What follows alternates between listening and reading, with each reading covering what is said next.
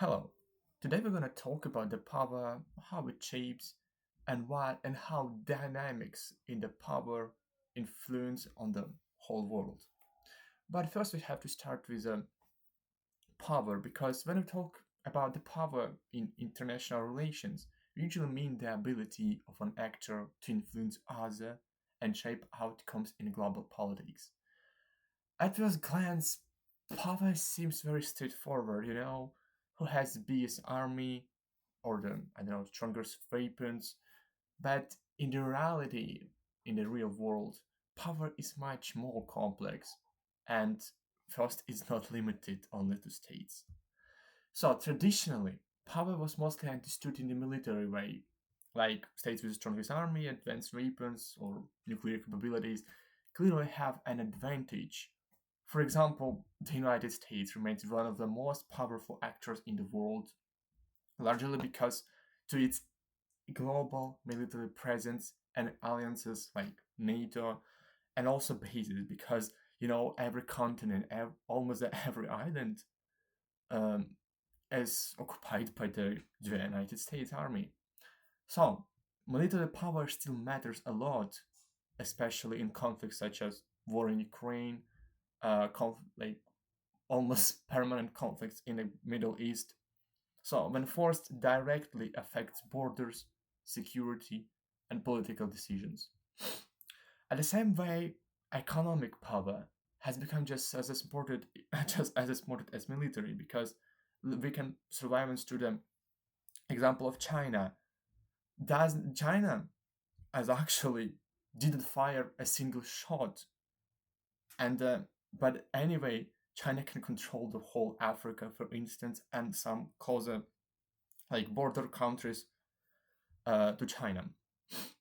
So, a strong economy allows states to influence other through trade, investments, sanctions, like some sort of, like examples of power. Mm, also, mm, economic power can be used to pressure states, like, and to change their behavior.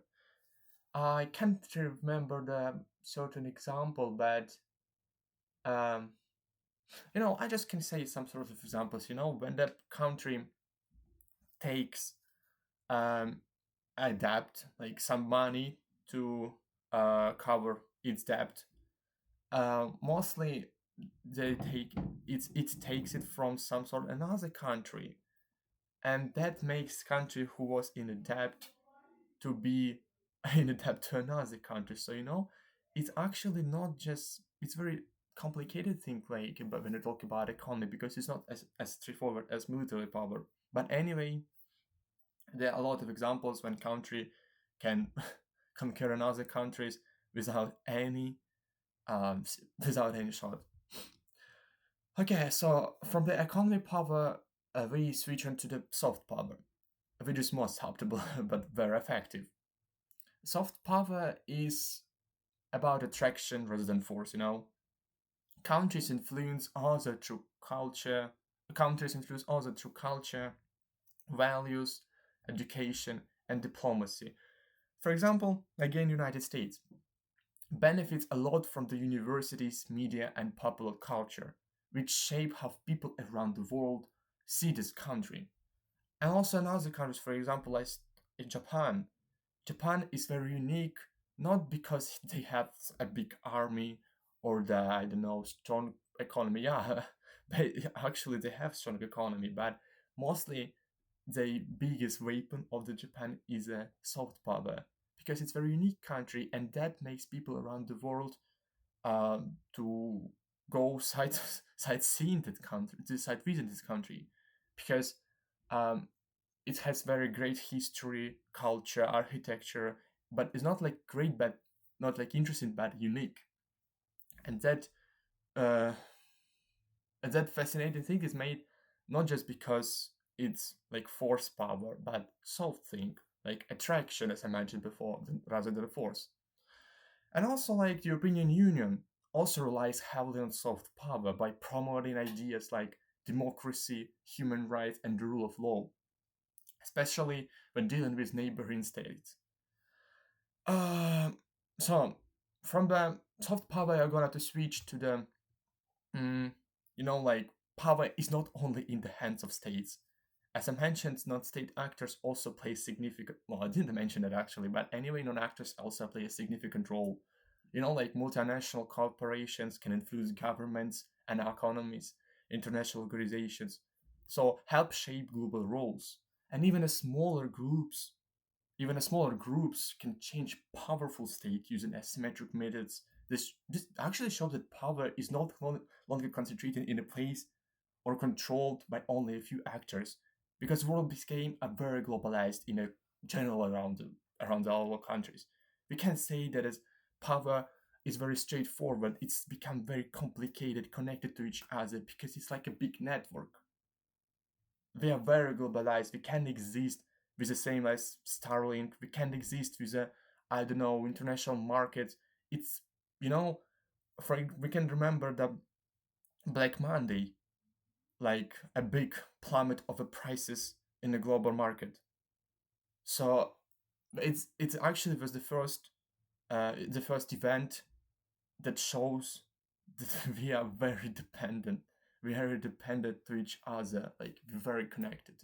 So it was the day when the when the world realized that it's globalized.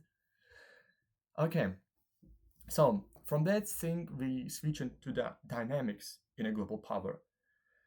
The dynamics strongly affects international decision making. We are moving away from a world like dominated by one superpower as I don't know, for example, United States or Soviet Union, or the I don't know United Kingdom in the past, toward a more multipolar system with the several states compete for influence. It was the whole time, but now it's rather more complicated because in the past we had not so a lot of fields where the I don't know states can complicate. It was like obviously territories, I don't know armies, trade ways, and like that's no, it was very material. But now competition became more not about territories or I don't know lands. It became more attractiveness, um, economies, technology as like the most important thing. Because if your country very developed, it's like measure that you are very strong country as well. So that makes global politics more unpredictable and increase competition in areas like security, technology, as well as trade and attractiveness to the country, certain country. Okay, so overall, when I talk about power international relations, it's not just about the military strength. It includes economic influence, soft power, and the ability to shape rules and ideas. So actually, that's all that I can talk about the power. But it's not doesn't mean that it's very straightforward. As I mentioned, you can't be very sure and you can't predict now what is going to be this world, because as well as very developed ideas in the world, barbarian ideas also continue to exist. For example, wars. Wars now, mm, I can't dictate that have a lot of influence. No, sorry, they continue to have a lot of influence because, as I say, world is very connected. It's like a big network. So even the small conflict in a certain region, like a local one, can have an impact to the whole world.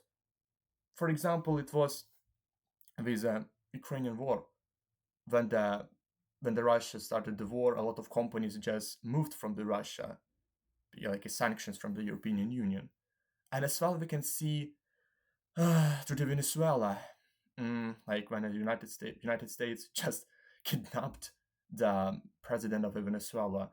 It's not about just like about kidnapping; it's also about the president, because if as we know, Venezuela controls a biggest supplies of oil.